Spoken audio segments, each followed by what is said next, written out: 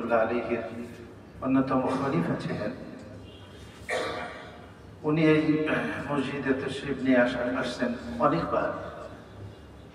ওনার এখানে মোবারক কদম পড়েছে এই মসজিদে, এবং এখানে উনি যখন আসতেন এদেশের বড় বড় বুজুর্গ এবং বড় বড় উলামায়ে কেরাম তারাও এই মসজিদে তশরিফ নিয়ে আসছেন। আমরা এই বিষয়ে অবগত আছি। তো আমরা আমাদের মরহুম ইমাম ও খতিব হযরত মাওলানা মুনাওয়ার রহমতুল্লাহ আলাইহি, উনি যিনি আজকে আমাদের সামনে উপস্থিত, আমরা হযরতকে চিনি। মরহুম খতিব ও ইমাম সাহেব হযরতের পীর ছিলেন এবং আমারও পীর উনি, এবং এদেশের উলামায়ে কেরামের সারে তাজ আমরা অনেকেই চিনি বা সকলে আমরা চিনি হযরতকে, যিনি আমাদের সামনে আজকে উপস্থিত, যিনি আমাদের সামনে আজকে জুমার নামাজ বা বয়ানও করবেন উনি।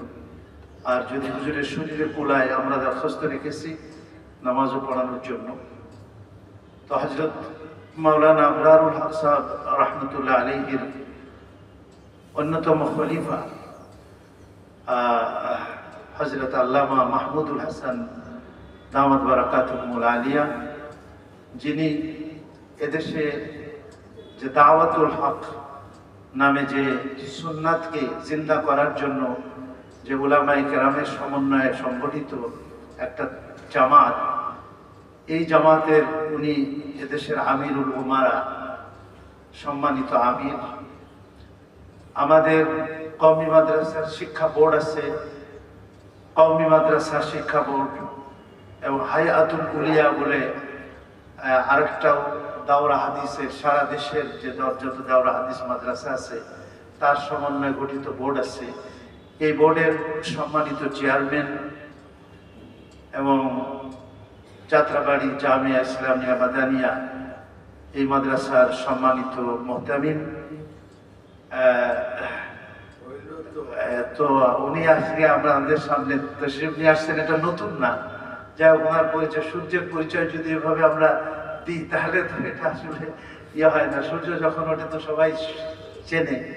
তো আমরা হযরতকে বলছিলাম যে হযরত আমাদের মরহুম ইমাম সাহেব থাকতে ও আপনি তো প্রায় তশরিফ নিয়ে আসতেন এখানে, তো উনি তো চলে গিয়েছেন, তো আল্লাহ ওনাকে আল্লাহর কাছে পেয়ারা হয়ে গিয়েছে। এরপরে মনে হয় হযরতের আর আসা হয়নি। সুযোগ হইলে একটু মেহরবানি করে আমাদের ধানমন্ডি ঈদগাহ মসজিদে তশরিফ আনেন, আর আমাদের মুসল্লিরাও আপনার থেকে একটু উপকৃত হতে পারেন। তো হযরত অতি ব্যস্ততা এবং শারীরিক দুর্বলতা সত্ত্বেও আজকে এই জুম্মাটার জন্য উনি সম্মতি জ্ঞাপন করছিলেন। তো সেই হিসাবেই হযরত আজকে তশরিফ নিয়ে আসছেন। তো উনি এখন আপনাদের সামনে আলোচনা করবেন ইনশাআল্লাহ। আর আমরা সকলেই মনোযোগী হব। বিসমিল্লাহির রহমানির রহিম। আলহামদুলিল্লাহি ওয়া কাফা ওয়া সালামুন আলা ইবাদিহিল্লাযীনা ইসতাফা। আম্মা বা'দ, فقد قال النبي صلى الله عليه وسلم: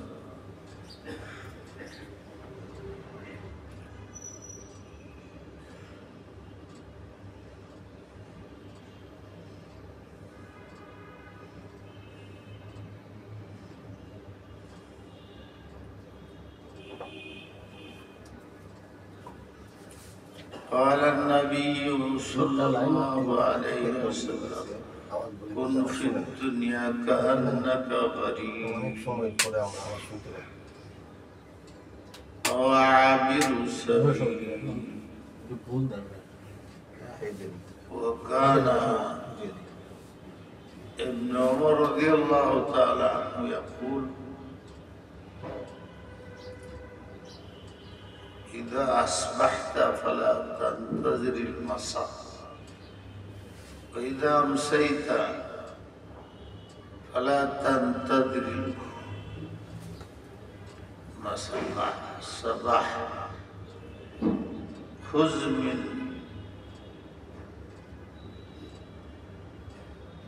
حياتك لموتك ولصحتك لمرضك أو كما قال عليه الصلاة والسلام أستغفر الله ربي من كل ذنب وأتوب إليه أستغفر الله الذي لا إله إلا هو الحي القيوم وأتوب إليه ولا حول ولا قوة إلا بالله العلي العظيم মৌলানা অনেক কিছু বলছেন, আমি যে আগের থেকে আসছি উনি এটা জানেন, দেখেন নেই। আমার পরিচয় দিতেছে, আমার এমন লাগতেছে আল্লাহ আমি কই আসলাম, কেউ আমার চিনে না। মানুষ যখন ঘাবড়ায় যায়, নতুন জায়গায় গেলে তারা কেউ চিনে না, ঘাবড়ায় না। এমন ভাবে উনি পরিচয় পেশ করছেন যে আমি নতুন একটা মানুষ আছি। এই মসজিদ যখন এই 3 স্তরের মসজিদ আছে, 3 কাতার বাইরে আর 3 কাতার, এরপরে এটার নিচে আবার বাড়ায়া বাড়ায়া অনেক করছে। তখন থেকে আমি এনে আসি। হযরত মাওলানা আবরার সাহেব রহমাতুল্লাহ আসার আগের থেকে আসি, দাওয়াতুল হকের কাজ করি। এরপরে তো এমন মনে হইতো এনের ইমাম, এনের আরো অনেক কিছু কাজ এটা ডিফেন্ড করতো আমার কমিটি। হুজুরের জিগা, হুজুরের জিগা, হুজুরের জিগা, এই একজন বসে আছে খবরই নেই। হ্যাঁ সব জানে, হ্যাঁ সবাই জানে। এর মধ্যে মসজিদ বিশাল বেশি আল্লাহ করছেন। এরপরে অনেক বলেছি, এমনকি যে খতিব সাহেব সম্বন্ধে বলা হয়েছে আল্লাহ নিয়ামত ছিল এই মসজিদের। আমি পড়ছি আমার কাছে দুনিয়ার মোহ ছিল না তার, সবচেয়ে বড় কথা এটা। অনেকে যাই জানে, আমি বেশি জানি। একবার আমি তোমার একটা ছেলে প্রতিবন্ধী, কিছুই নেই, মানুষ অনেক দেয় মাদ্রাসা পাক করে দেয়, অনেক টাকা এনে বন্ধু বান্ধব দিত, পাক করে দেয়। তোমার হাতিয়া যেতে তুমি তো কিছু করতে পারো, করে কি লাভ হবে, মারাই তো। আমি তোমার যে প্রতিবন্ধী ছেলে আছে ওরা আমি নিজে ধমকায় আমার উস্তাদ যাত্রা উস্তাদদের জন্য একটা ফ্ল্যাট করছি, ওখানে তার জন্য একটা ফ্ল্যাট আমি নিজে করছি। আস্তে আস্তে টাকা দিয়ে এই পর্যন্ত সে কোনো চিন্তাই করে। পরে আবার এদিকে সুযোগ পেলে বলে হেরি তুমি থাকো ধানমন্ডির কাছে। এটা এমনি শুনাইলাম, আমি আজকে জানতে পারছি। আজকে এখানে আমার আসাটা ইত্তেফাকি, মানে হঠাৎ সিদ্ধান্ত যাওয়ার কথা। এখানে রাস্তার হয়ে আমি যাই নাই তো এখানে তো আসতে মনে চায়, সুযোগও পাই না। ভাবলাম যে এখানে গিয়ে নামাজ পড়ি। এই কিন্তু আসছি, এরা আমার বলছে অনেক আগে অনেকবার, পারি নাই। এইবার যে আসছি তাদের বলতে হয় না আমার ইচ্ছা আছে, আমার ইচ্ছে মনে আল্লাহ ফয়সালা। এইখানে আসতে মনে চায়। কিছু বলা তো কঠিন, আজকের যুগে কিছু বলা যায় না। এই মসজিদের একটা বড় খুশি আছে, এমন তারিখে আসছি, এই আজকের তারিখে মনোহর মারা গেছে। বা ঠিক নাই, কিন্তু তারিখ ঠিক আছে। আমি চিন্তা করেছি হঠাৎ আমি কেঁদে ফোন করে জানাইছি, আমি তো সময় পাই না। তো যাওয়ার কথা ছিল ময়মনসিংহ, রাস্তার ভয় ইজতেমা আসা যাবো না, তোমাদের এখানে আসতে খেয়াল করতেছি। আমি জানি পড়ে গেছি। ওর খুব সম্পর্ক ছিল, মানে ওয়াজ করে তো কত ওয়াজি করছি আমি, শুনেন আপনারা, মনের ব্যথার কথা করতেছি। আমার এখানে গেছিল, আসরের নামাজ পড়ছে, আসরের অনেক ভিড় ছিল, গেছে জোহরের পরেই। আমি গুরুত্ব দিইনি, আর কথা সুযোগ পাই নাই। আসর পরে আমার বলতে হুজুর আমার মসজিদে যেতে, মসজিদে কেন যেতে, এখন থেকে আসো, মাগরিব পাবে না তুমি। হুজুর মসজিদে ইমাম কেউ নাই, কেউ নাই।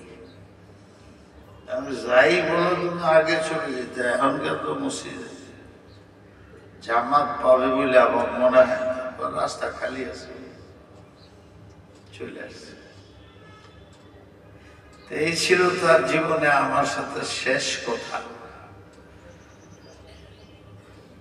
এইখানে আইসা ঠিকই মসজিদে ঢুকতে পারেনি, মাগরিবের নামাজ পড়তে পারেনি। এরপরে 9 মাস দুনিয়াতে মরার মতো জীবিত রয়েছে। ভাগ্য সহ্য তো হয় না, কিন্তু আল্লাহ পাক এমন ব্যবস্থা করছে আর সহ্য করতে।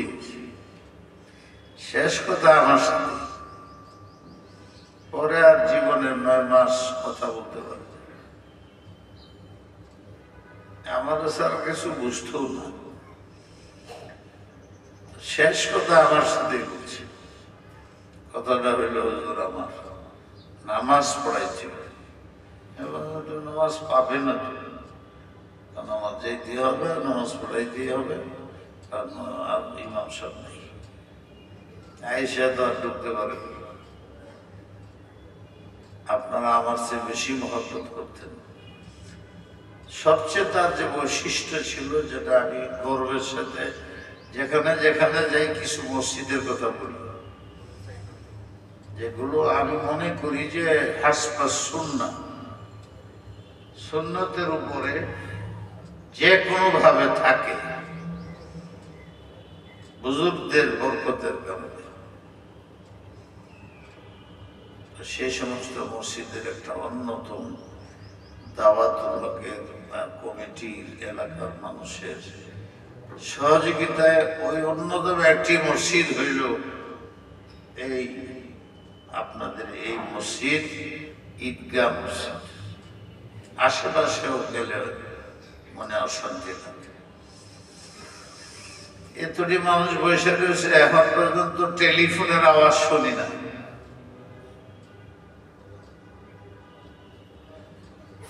এসে অর্ধেক মুসল্লি টেলিফোনের আওয়াজের কারণে নামাজই বলে, কোনো কারণ আছে, কারণ আছে না। যখন বান্দা মেহনত করে, চেষ্টা করে, আল্লাহর পক্ষ থেকে রাস্তা ব্যবহার করে। এমনি তো হয় না, এখানে তো বিভিন্ন ধরনের লোক আছে।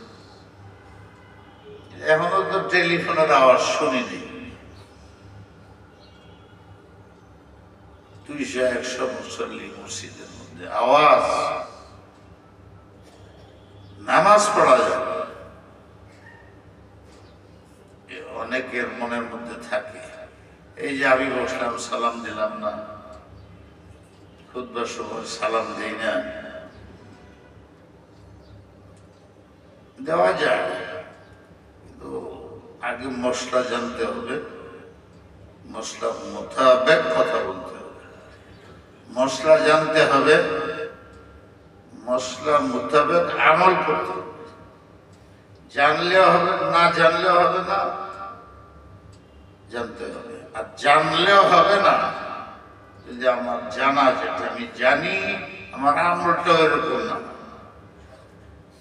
1 ঘন্টার জন্য, আধা ঘন্টার জন্য নামাজের সময় দেখটা বেসালাম সারা বাংলাদেশের জোহরের নামাজ 1:30 বা 8টা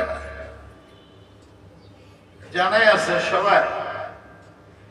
এই সময় আমি নামাজে দাঁড়াইলে টেলিফোন বাজে কেন?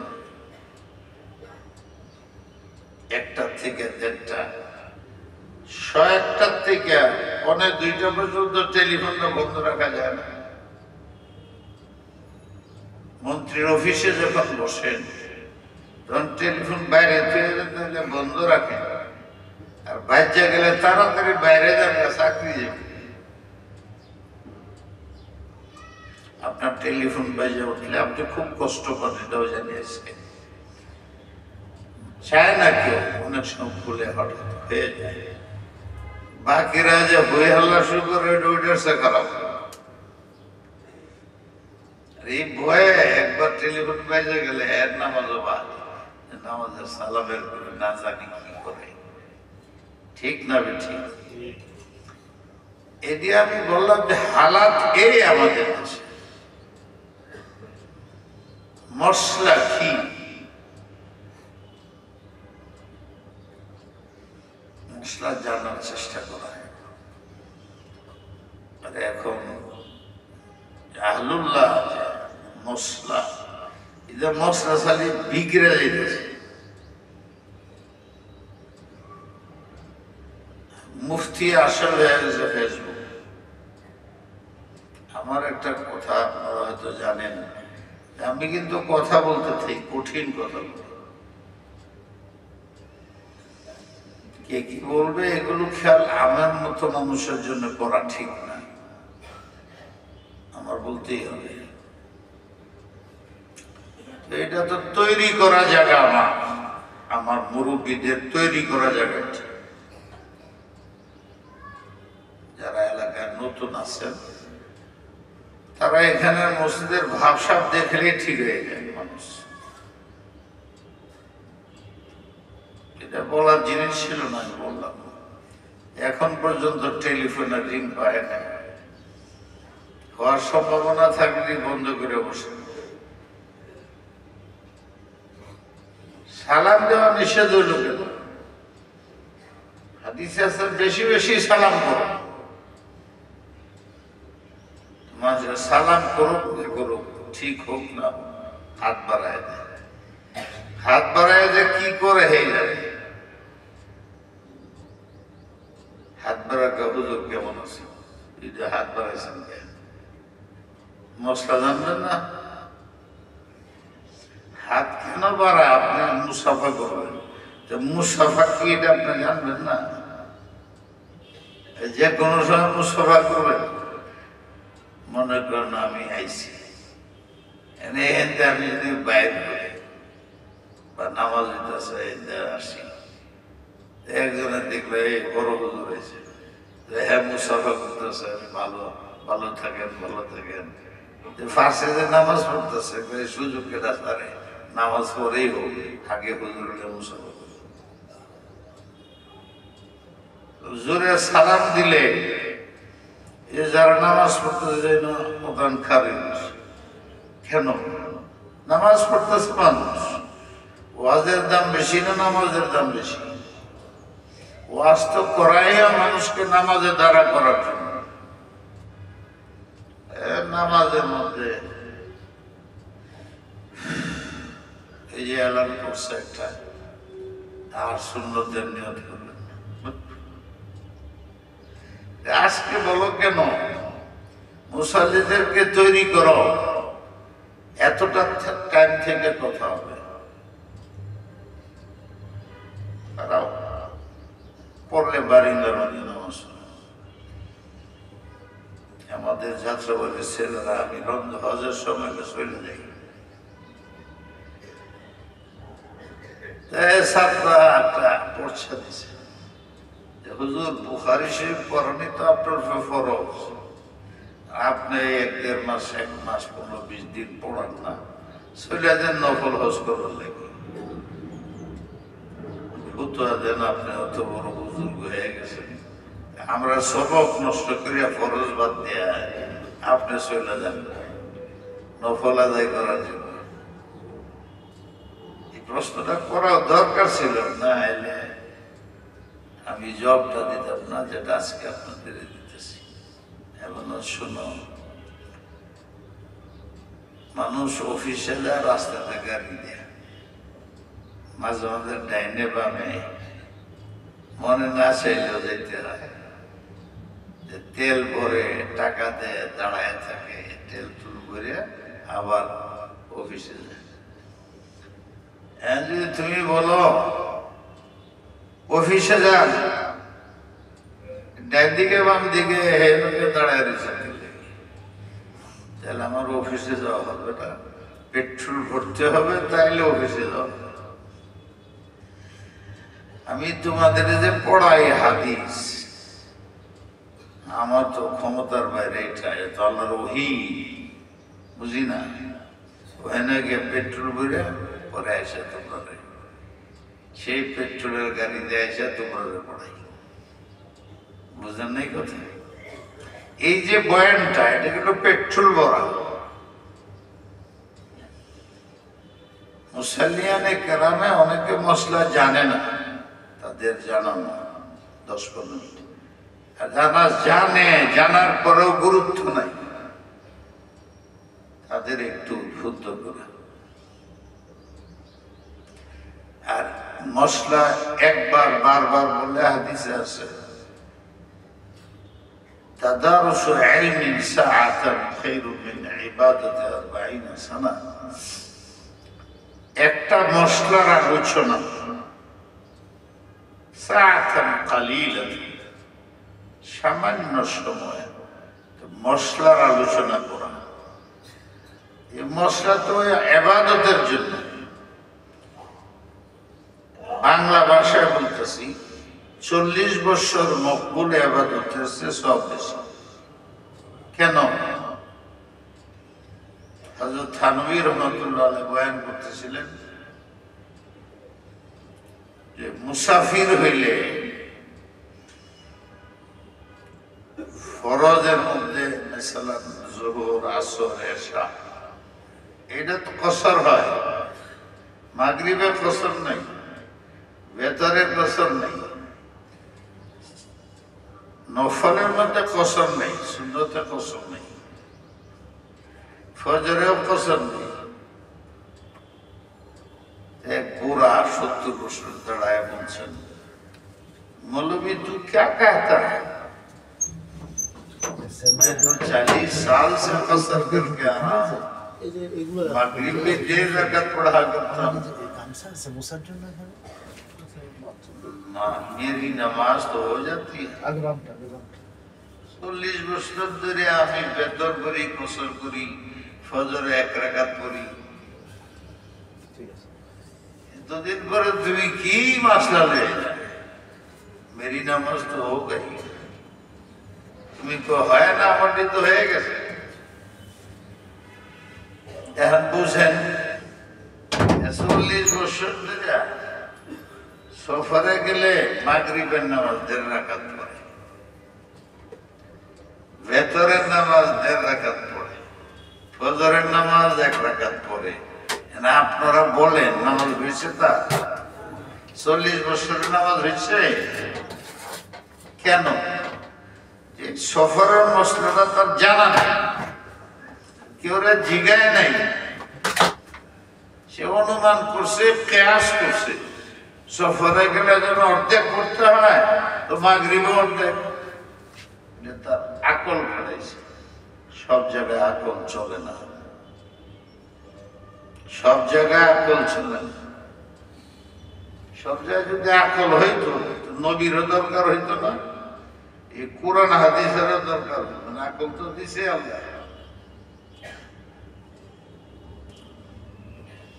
আমি থানভী হিসেবের কথাটা এই জন্য, এখনো আমাদের অনেক আছে যে হুজুর খুতবায় দাঁড়াইলেন, সালাম দিলেন না কেন? বাইতুল মুকাররম সৌদি আরব তো দেয়, সৌদি আরব দলিল না, দলিল হইল কোরআন হাদিস। আমরা যেরকম অনেক কোরআন হাদিস মানি না, সরকারে মানে না, মানাইতে পারি না, ওরাও তাই, সরকারে যা করে তাই। আমরা তো দুই চার কথা মসজিদে বলতে পারি, আল্লাহর রহমত বাংলাদেশ। কিন্তু পাকিস্তানেও না, ভারতেও না, বাংলাদেশ না, সৌদি আরবে 4 জন একসাথে বসলে উঠে নিয়ে যায়। কোনো সভা সমিতি নেই, কোনো ওয়াজ নসিহত নেই, কিচ্ছু নাই, করলেই ধরে। এদের তরিকে আল্লাহ আমাদের বাংলাদেশ অনেক ভালো রাখছে। 2-4টা মশলা বলা যায়, ওরা মশলার ধার ধারে না। তারাবির নামাজ কয় রাকাত সবাই বলেন? এই একদম। আরেক দলে পরে 8 রাকাত। এইটার জানা এই বাস্তাছি না। মুফতি তো এলাম সব ফেসবুক কি হইতেছে। আমি না বসে 1000 করলেও দাম নাই। ফেসবুকে কি করছি ওইটাতে আমার সাথে কথা কাটাকাটি করে। এখন গত 3-4 বছর ধরে কি হয়েছে জানেন? হেরাম শরীফের 10 টাকা পড়তেছে। গতবার যারা গেছেন বা এর আগের বার গেছেন, হেরামাইন শরীফের মধ্যে তারাবির নামাজ 10 টাকা দিতেছে। বলেন 2-1 জ্বালাই বাঁচতেছি না, 8 না 20।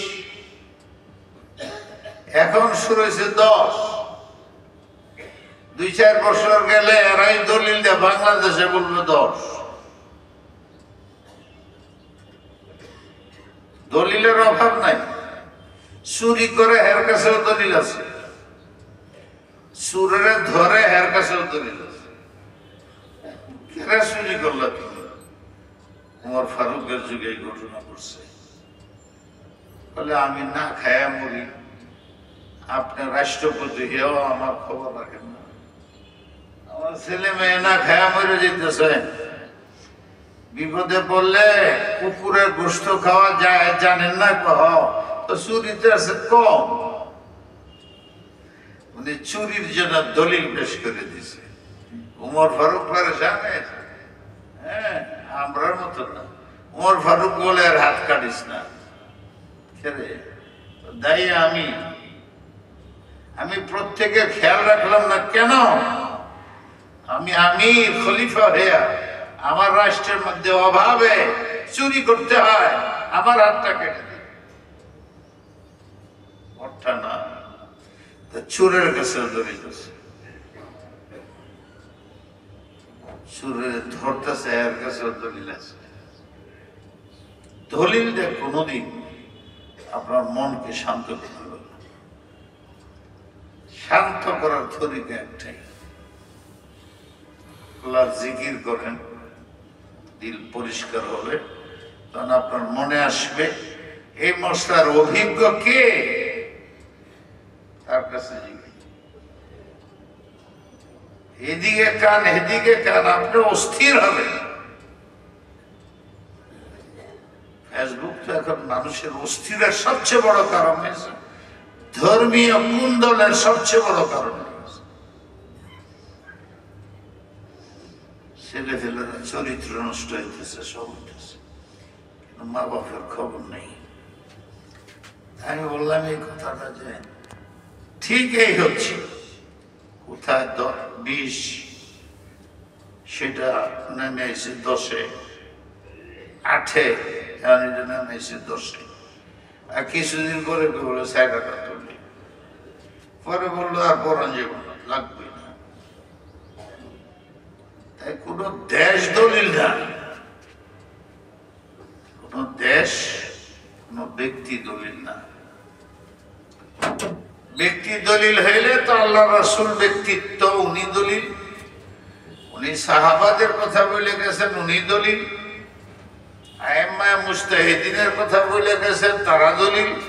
আমার মতো মুখাল্লেদ, আমার দলিল নেই। আমার দলিল হলো কোরআন, হাদিস, সাহাবা, বড় বড় আলিমরা, তারা না করছে। সময় তো কম, বলার বেশি ইচ্ছা নাই, তবে 3 বার কুল আল্লাহ বলেন।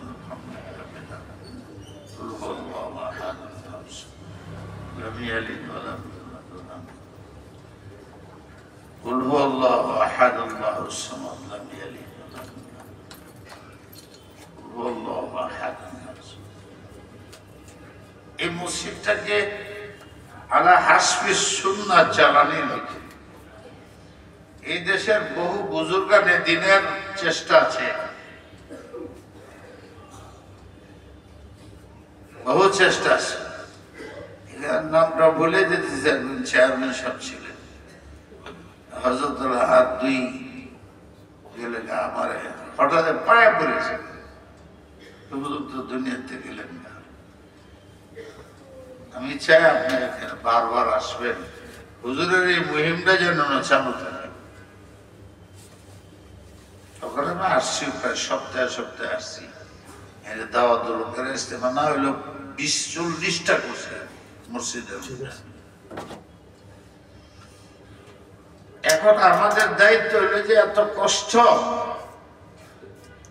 বুজুর্গদের মেহনত দোয়ার বরকতে এই মসজিদটা যেভাবে আছে এইভাবে রাখার দায়িত্ব আপনাদের, আমাদের। তারা করে রেখে গেছে, আপনারা সুন্দর করছেন, ডিজাইন করছেন, সব করছেন। একটা মশলা বড় কঠিন হয়ে গেছে বাংলাদেশে, মনে ছিল না, মনে আসলো। এই আশায় বলতেছি যে আপনার বিবেচনা করুন, নির্দেশ না।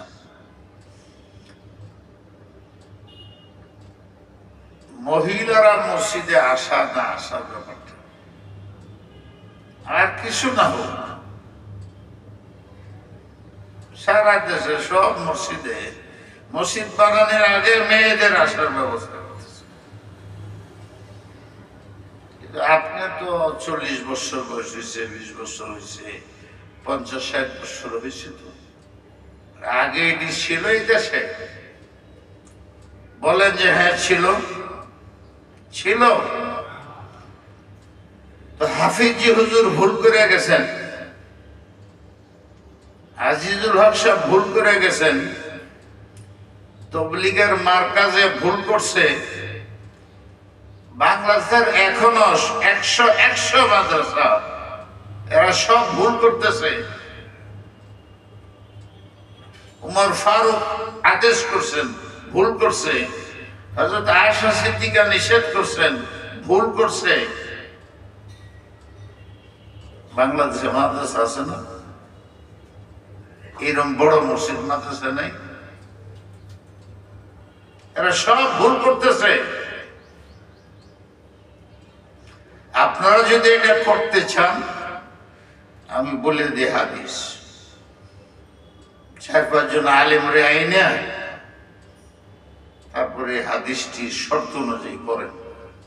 1 নম্বর, নবীর মতো মাসুম হইতে হবে এই ব্যক্তি মানুষ। নবী হওয়া যাবে? নবীর পিছনে তো সবাই চায়। আমার যদি এমন সুযোগ হয় যে এই নামাজটা বাদ দিকে মদিনা শরীফে পাইবে না, এই না জামাতে যাও, তো এই না যাবার চেষ্টা করো। নবীর সাথে তুলনা করা ঠিক না।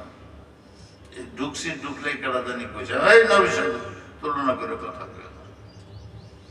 আল্লাহ রাসূল যার পিছে নামাজ পড়লে ইয়াকিনান নামাজ কবুল হয়ে জান্নাতের ফয়সালা হয়। আর তুমি কেমনে নামাজ পড়ো? তোমার নবীর সাথে তুলনা করো না, এটা বাদ দেবো। হযরত উমর ফারুক কি করছেন? বলে আমরা সাহাবী মানি না, না মানলে তোমার কথা নেই। বুখারীতে হাদিস আছে, যদি যাইতেই চাও বিল্লাইল, রাত্রে যাও।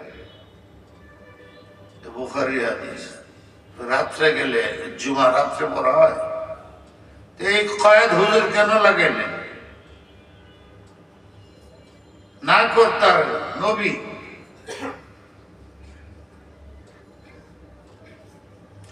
এই বাপটা আছে কিনা অধ্যায় বুখারীতে দেখো, যারা যাইতেই চায় আমি নবী চার বুয়ুত খায়রুল লাহুন্না, মহিলারা ঘরে, ওয়াকারিফ বুয়ুতিহিন্না, বাসার ভিতরে একটা রুম থাকা চাই মহিলাদের জন্য, যে মানুষের আনাগোনা নাই, ওখানে তারা নামাজ পড়বে, এতে আমি নবী এটা চাই। কিন্তু মানুষের জজবা আছে, আমার পিছিয়ে পড়তে চাও, তাহলে শর্ত শুনো, মুরব্বীর কাছ থেকে অনুমতি নিয়ে আসবা। কেন? মুরব্বী খেয়াল রাখবে। 2 নম্বর, রাত্রে বেলায় আসবা। এখন আমরা দেশে রাত্রে নিরাপত্তা নাই, তো রাত্রে হলে তো জুমা বাদে, এটা বুখারী হাদিস। 3 নম্বর, সকাল অনেক আগে নামাজ পড়তেন হুজুর, অর্ডার, সব মুসল্লি বসে থাকো, মেয়েরা তাদের বাড়িতে গেছে কিনা শাস্ত্রে গিয়া এই খবর আসলে পুরুষরা বেরিয়ে যাবে, মহিলারা পিছিয়ে দাঁড়াবে, আর পুরুষরা যখন নিশ্চিত হবে যে সব মহিলা তার বাসায় ঢুকে গেছে, এরপরে মসজিদে বেরিয়ে। এটা বুখারীতে আছে, আমি ভুলে গেলাম। পারবেন? পারবেন? সব মুসল্লি বসে থাকবেন, ব্যবস্থা নিবেন যে মহিলারা সব চলে গেছে, পরে আপনারা মসজিদে বেরিবেন। চিন্তা করছেন? পুরুষরা যখন সিজদায় যাবে, কারণ আছে বলবো না, মহিলারা সিজদায় যাবে, পুরুষরা সিজদার 2টা বৈশা থাকবে, অথবা পুরা দাঁড়ানির পরে মহিলারা মাথা উঠাবে, এর আগে এরা মাথা উঠাইতে পারবে না। এই আরেক শর্ত দিলাম, যে জিনিস শর্তের সাথে অনুমোদন দেওয়া হয়, এটা মূলত জায়েজ নেই। এই জন্য শর্ত আরোপ করা হয়েছে, রাত্রে যাবে নিরাপদ। আমাদের দেশ রাত্র নিরাপদ না, তাহলে জুমা বাদে, রাত্রে জুমা হয় না। মহিলারা একদম পিছনে থাকবে, মহিলারা বাড়িতে যে নিরাপদ হবে তখন তোমরা মসজিদে বেরিবে। শুধু এই 2টা কাজ শর্ত করে রাখে, দেন পারেন কিনা। তাই বললেই হয়ে যায় না। আজ পর্যন্ত 1400 বছরের আলেমরা গুড়ার ঘাস কাটেনি। ফেসবুক মুফতি হয়ে গেছে, কারা কয় ওই 8 রাকাত নামাজ পড়ে, এখন 10 রাকাত তারাবি আরম্ভ করছে, ঈদের জামাত কবে হবে এই দিনে জ্ঞান যান খামাখা। ঈদের জামাত 2 দিন হইতে পারে, ঈদুল ফিতরের জামাত, ঈদুল আজহা 2 দিন হইতে পারে, বিশেষ বিশেষ তরিকা। এইটা মশলা পাবলিক জানে না, আর এইগুলো নিয়ে ঝগড়া শুরু হয়েছে, কেডা হাত উঠাবে, কেডা হাত উঠাবে না, এ নিয়ে এমন ঝগড়া, মুসলমানরা অতিষ্ঠ হয়ে গেছে। আপনাদের মসজিদ খুব ভালো, খুবই ভালো মসজিদ। সময় হয়ে গেছে নামাজের, হাদিসটি তো অর্থ করতে পারলাম না, খালি অর্থ করে দিই। হযরত নবী আলাইহিস সালাম বলছেন, এই বাহাদুরি বেশি দিন চলবে না। কমিটির মেম্বার হও আর যেই হোক, বাদশাহ হও যাই হোক, এন তো আর আবু জাহেলের হাওলা, নমরুদ সাদ্দাদের রেফারেন্স টানার দরকার পড়ে না। শিক্ষার জন্য আমরা বাংলাদেশের উদল বদল দেই শিখন যায়। নবী আলাইহিস সালাম বলছেন, যতদিন দুনিয়া থাকবা বাহাদুরি করো, রাগারাগি করো না, অহংকারী করো না। কুন ফিদ দুনিয়া কাআন্নাকা গরীব,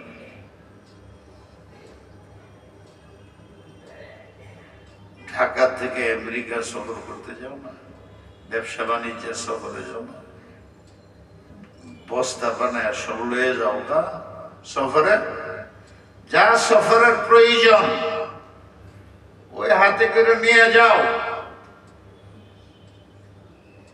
আর ডলার লয়ে যাও, এই দেশে ডলার কাজে লাগে, টাকা কাজে লাগে না। তোমার কেন বুঝে আসে না দুনিয়াতে আসলে থাকতে আসছ না চলে যেতে হবে? কাফেররাও একমত এই মসলার মধ্যে গন্ডগোল নাই, মৃত্যু অনিবার্য, কখন জানা নাই। কবরে যাও, যায় দেখো, অল্প বয়স, মধ্যম বয়স, তোমার ছোট, তোমার বড়, বৃদ্ধ, বাদশা, চামাক, কি চিন্তায় তুমি বাহাদুরি করো? ওই হয়ানের জন্য ডলার আসেনি, ওখানে ডলারের নাম নামাজ, ঈমান, রোজা, হজ, যাকাত, এক কথায় সুন্নাত, এগুলো আসেনি। তোমার লেবাস সুন্নত মোতাবেক কিনা, তোমার ডিজাইন সুন্নত মোতাবেক কিনা, তোমার ফ্যামিলি সুন্নত মোতাবেক কিনা, প্রশ্ন একটাই, সুন্নত মোতাবেক কিনা। সুন্নত জানো তুমি? লেবাসের সুন্নত কত সুন্নত, করণীয় বর্জন, কঠিন বর্জনীয়। হুজুর বলছেন আমার একটা বড় সুন্নত, এটা হইল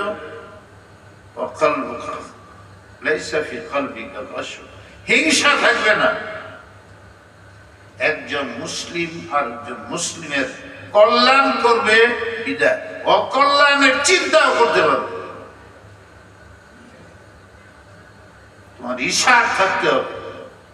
আল্লাহ আদমকে বলে না আমাকে সিজদা করো, আদমকে বলছে সালাম দাও। কেন? আল্লাহ বানাইছে আল্লাহরে সিজদা করো।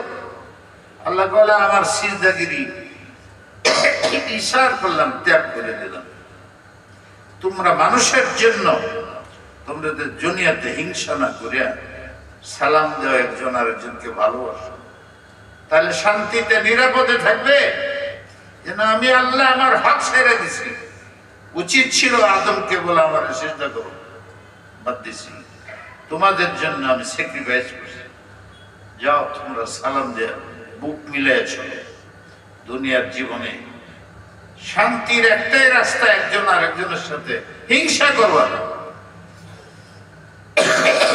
অহংকারী থেকে, যার মধ্যে হিংসা আছে অহংকার হচ্ছে। যাই হোক, এই হাদিসটার অর্থ হলেই দুনিয়াতে যতদিন থাকবো, আমার নবী বলতেছেন কোন ফির দুনিয়া কার, তুমি মুসাফির হিসেবে দুনিয়াতে। চিটাগাং যাও, 2 দিনের লেগে ফিরে আসো, হাতে একটা ব্যাগ লয়ে যাও। এরকম তুমি দুনিয়াতে আসো, আবার তোমার যাইতে হবে কবরের দেশে, তার জন্য একটা ব্যাগ তৈরি করো, সাথে রেখে নামাজ, রোজা, হজ, যাকাত, মানুষের কল্যাণ, অকল্যাণের চিন্তা করো না। আর খোদার কসম, যেই অকল্যাণের চিন্তা করবা, মনে রাখো এই অকল্যাণটা আগে তোমার। এটা তুমি বুঝবে না কেমনে হয়েছে। কেন? যে তোমার শরীরের সবচেয়ে দামি অংশের নাম হইল মেধা। প্রথম নষ্ট হবে মেধা। তুমি ভাবতেও পারবে না যে আমার আযাব আছে। তুমি নামাজ ছেড়ে দিবা, চিন্তা নেই। তুমি জিনা করবা, চিন্তা নেই। মানুষের ক্ষতি করবা, চিন্তা নেই। এতে বোঝা গেল মেধা নষ্ট হয়েছে। প্রথম আযাব আসবে মেধা নষ্ট। গুনাহ তারাই করে যাদের মেধা নষ্ট, যাই না বুঝে নিজেকে আগুনে নিক্ষেপ করে না। তুমি যে গুনাহটা করতেছো, তুমি তো জানো। তুমি আরেক মেয়ের উপরে হাত দিছো, আরেকজনের বিবির উপরে হাত দাও। তোমার বিবির উপরে হাত দিলে তুমি অসন্তুষ্ট, তোমার মেয়ের দিকে তাকালে তুমি অসন্তুষ্ট। তুমি মানুষ না জানোয়ার, পশু? এটাই হইল তোমার দেমাগ খারাপ। প্রথম আযাব গুনার কারণে পৃথিবীতে আসে মেধা নষ্ট। তোমার মেধা নষ্ট না হলে গুনাহ করবে না, দুনিয়াটাকে অস্থায়ী মনে করবে। আল্লাহ আমাদের তৌফিক দিন। আও আবিরুস সাবিল, হযরত উমর বলতেন ইদা আসবাহতা, যখন সকাল হয়, ফালা তান্তাজিরিল মাসা, সন্ধ্যার অপেক্ষা করো না, আখিরাতের সামান তৈরি করে ফেলাও, সন্ধ্যায় মৃত্যু হয়ে যেতে পারে। ওয়াইদা আমসাইতা, যখন সকাল হয়ে যায়, তখন সন্ধ্যার অপেক্ষা করো না, এর মধ্যে তোমার মৃত্যু হয়ে যেতে পারে। খুজমিন হায়াতিকা লিমাউত বিসিহতিকা লিমাউত, এর স্বাস্থ্য ভালো, দুর্বল হওয়ার আগে কিছু করে নাও। আর এখনো জীবিত আছো, মৃত্যুর আগে কিছু করে নাও আখিরাতের জন্য। এর জন্য সবচেয়ে বড় দুইটা আমল আল্লাহর জিকির, সুবহানাল্লাহ, আলহামদুলিল্লাহ, লা ইলাহা ইল্লাল্লাহ, সুবহানাল্লাহ, আল্লাহু আকবার, লা ইলাহা, এই জিকির। আর 2 নম্বর দোয়া। বিশ্ব নবী তার সৈনিক সাহাবীরা শহীদ হইতেছে, তাফসীর করার সময় নেই, উনি হেনতে বের হয়ে সিজদাত পড়ছেন, খিমার মধ্যে সিজদাত পড়ছেন, মুজিজাতান চোখের পানিতে প্যাক হয়েছে সিজদার জায়গায়।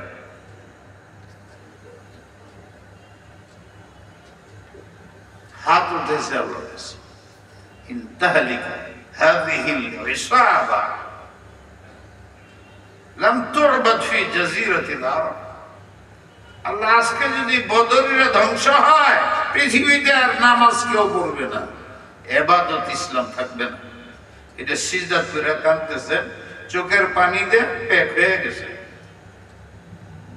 হাত উঠে আল্লাহর কাছে কাঁদছে, চোখ দিয়ে পানি বের করছে। এরপরে শহীদ বন্ধ হয়েছে, জিবরিল বলে সাইহুজামুল জাম ওয়া ইয়ালুনা দুবুর। মুসলমানরা ফতে মক্কা ওই দিন হয়েছে, বদরের যুদ্ধে ওই দিন মুসলমানরা বিজয় হয়েছে, নবীর চোখ দিয়ে পানি বেরিয়েছে, নবীর হাত উঠছে আল্লাহর দিকে। দোয়া মুফুল ইবাদা, দোয়া সালাহুল মুমিন। ভাইরা, আরো আপনাদের সাথে দেখা হয় কিনা আমি জানি না, আমার বয়স এক কদম উপরে আর এক কদম নিচে। এইটা বসে আমি বয়ান করছি শক্তির সাথে, মস্ক করাইছি মুসল্লিদের জুমার দিন। আজকে আমি চিন্তা করি নামাজ পড়াইতে পারি কিনা। এই তো আমার অবস্থা, আমি হাজার চেষ্টা করে যুবক হইতে পারতেছি না, হাজার চেষ্টা করে বাল্য কালে ফিরাই পারতেছি না। আপনাদের 2টা আমলের কথা অনুরোধ করে গেলাম। 1 নম্বর, আল্লাহর জিকির কোনো শর্ত নাই, হাঁটতে বসতে উঠতে পারে। 2 নম্বর, আল্লাহর কাছে হাত তুলে কান্দে। এই 2টা আমল যদি করতে পারেন, করাইতে পারেন, আপনার দুনিয়াতেও সফলতা আসবে, আখিরাতেও সফলতা আসবে। ত্যাগ, সবর, ধৈর্য। আল্লাহ পাক আমাদের তৌফিক দান করুন। ওয়া আখিরু দাওয়ানা